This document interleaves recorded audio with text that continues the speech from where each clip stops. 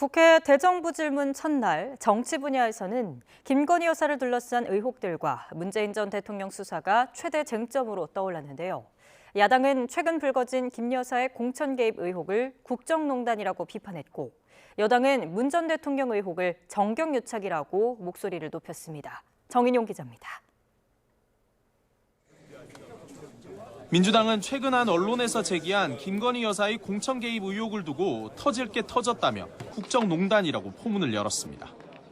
야당에서 이런 일이 있었으면 검찰이 당장 인지수사를 했을 거라며 진상규명을 촉구했습니다.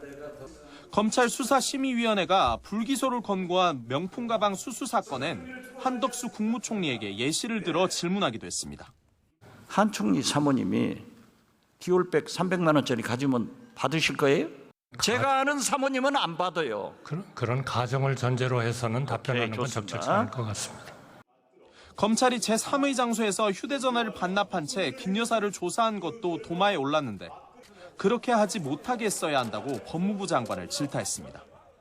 아무리 대통령 부인이라도 그래서는 안 됩니다 라고 해주셔야 법무부 장관답다고 생각하고요. 그건 대통령 부인이라고 해서 생긴 문제가 아니고 누구든지 경호가 필요한 사람과 관련된 부분에 여당은 민주당 이재명 대표의 사법 리스크를 고리로 역공을 펼쳤습니다.